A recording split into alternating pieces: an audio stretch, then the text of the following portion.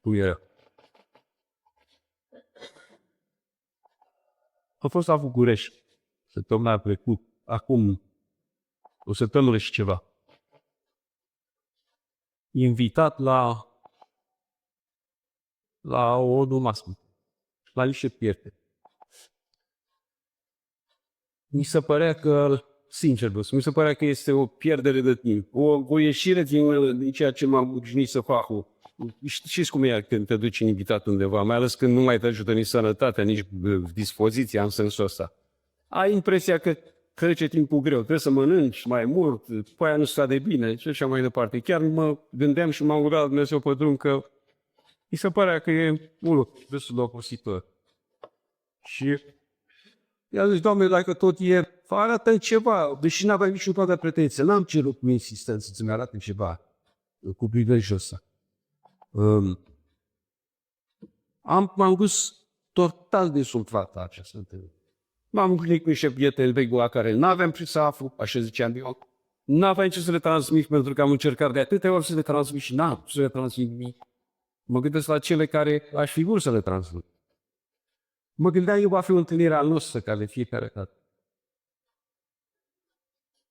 Și când toate lucrurile mergeau în direcția asta, la un moment dat, o doamnă pe care o mai văzusem odată la tribună, cu mulți ani în urmă, s-apucă și sume la petrecere. S-adună oameni din grupuri, servesc, se plimbă unul de la unul la celălalt, mai stau de corbă, mai... Era și o petrecere din asta, nu cum să stai chiar așa la masă, mai știți cum sunt astea, mă. Cum se cheamă în termenii ăștia de ele. Mă, să nu intrăm în detalii pe aici. Și doamna asta, Tania San, zice, să știți un lucru, adresându-se către, cred că erau vreo 7-8 persoane. Eu, când sunt neliniștită, fac următorul. Și dintr-o dată, tonalitatea ei, postura ei, figura ei, pe care o remarcasem de altfel, că avea ceva ciudat în ea, avea o pace, o liniște pe care o degaja din făptura ei. Probabil că ați văzut și dumneavoastră oameni care, la prima vedere, te uiți la ei și îți degaje ceva, o liniște, o pace, ceva deosebit, un om cu care ai vrea să schimbi niște vorbe sau ai vrea să afli ce e cu el. Zice, eu când sunt neliniștită, să știți că eu mă rog la Dumnezeu, dar vorbea așa de frumos și blând și cald.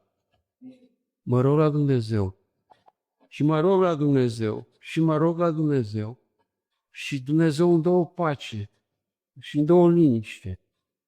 Și știți cum arăta audiența? Audiența erau numai dumnești, aparte lumești.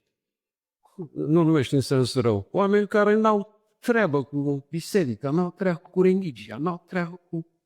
Deci oameni care la orice s-ar fi așteptat, numai la o asemenea afirmații nu. Deci în timp ce discutaseră diverse teme politice, geostrategice, deci apare o doamnă și le spune că ea se roagă la Dumnezeu, dar se roagă insistent la Dumnezeu.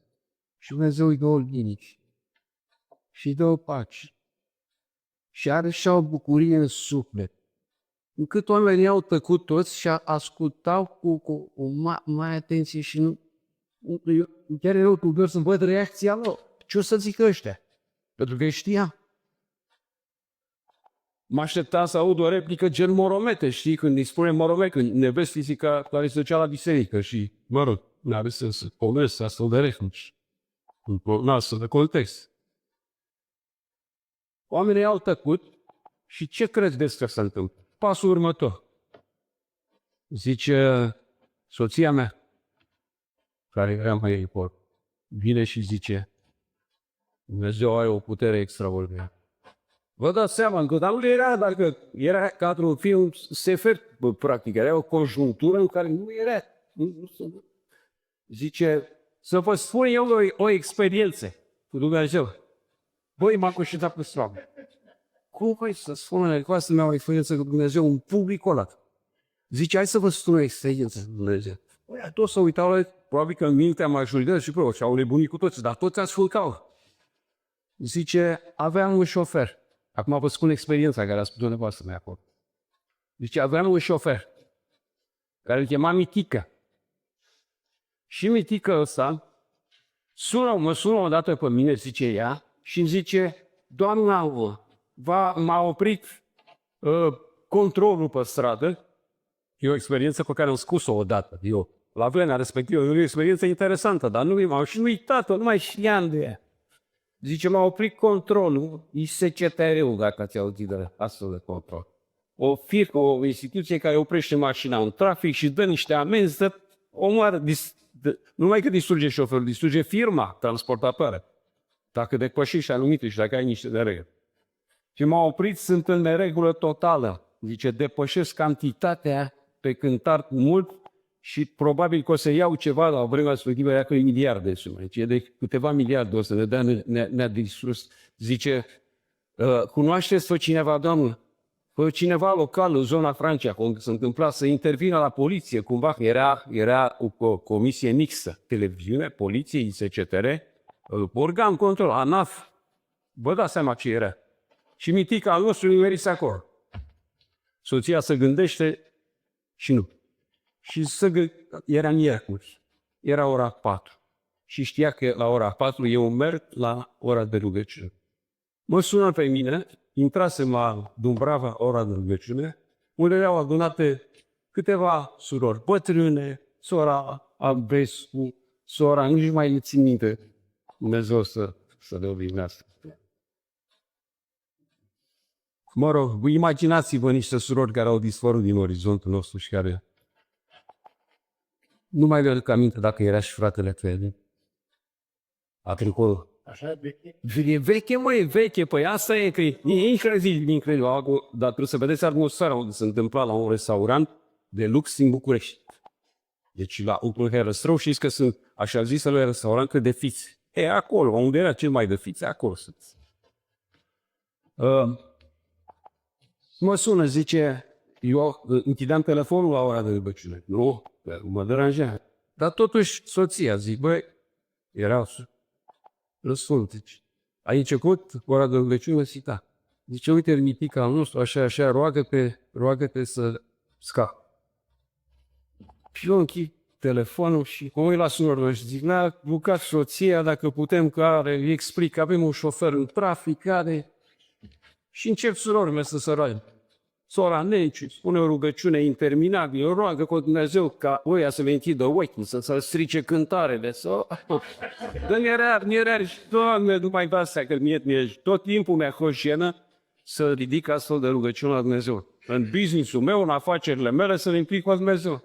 Dar acum, bă, m-a rugat soția să roagă surorile astea și fiți atenți și să întâmplă. Mă sună pe mine personal, Mitică, dacă tu îl registrezi, Lucian, o să-i dau o registrare lui Mitică să vă confirme. Mitică mă sună, ce domnul Telefin, s-a întâmplat o minune de la Dumnezeu, îmi spune și ăsta. O minune de la Dumnezeu. Ce s-a întâmplat, domnul Mitică? Bine, a sunat un tip pe nevastă mea, dar cu mine m-a sunat după ce am terminat ora de mine. Zice, a venit durul durilor și mi-a zis, se uși fă cântar și a zis, domnule, dar am depășit, sunt în culpă mare, nu pot să mă... Te uși fă cântar și faci ce spun eu, ai înțeles? Televiziunea locală, în față, poliția, dar zice, te urci și mergi cu roata acum unde sunt eu cu piciorul acum. Ai înțeles? Până aici te urci. Dar nu înainte. Știa omul că cântarul avea o defecțiune și acum te dermie. Se atunci. Să urcă Mifică și dă greutate de 2 ori mai mică decât avea. Și ăsta nebunit și Domnul m-a salvat, cum a salvat omul ăsta, de ce? Și s-a dus la el după ce a trecut, a parcat, s-a dus la el, Domnule, să vă dau ceva, să fac ceva și eu de zice, băi, am făcut o chestie pentru tine, nici eu nu mai explic de ce am făcut-o. Zice, pleacă de aici, lasă-mă în pace. Nu mai explic de ce am făcut treaba asta, pleacă de aici. Experiența asta le-a spus-o soția mea, acelor oameni care se uitau contrariații când la el, când unul la altul, dar au ascultat cu mare atenție treaba asta. Și am zis, o rugăciune spusă de mine. Spusă de mine, așa, tragul în cumpări. Da, cu Dumnezeu, așa. Am venit, pierd timpul aia. Înainte îmi plăcea să mă duc. Când eram tânăr, ușor să simt, să mă, că așa se întâmplă în viață. Acum mă gândeam că mănânc mai mult și nu o să dorm noaptea, o să fac palpitații ca fratele, știi? Fratele l-a mărturisit că nu doarme, că am pățit și eu lucrul ăsta. Deci Dumnezeu lucrează câteodată și lucrează când tu nu poți. Că eu am încercat de multe ori să le vorbesc acestor oameni, dar nu m-a ascultat niciunul.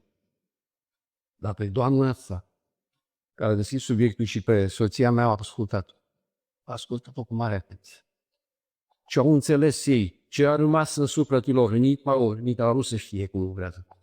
Dar faptul a fost omis. Deci ei au ascultat cu mare atenție aceste povestiri.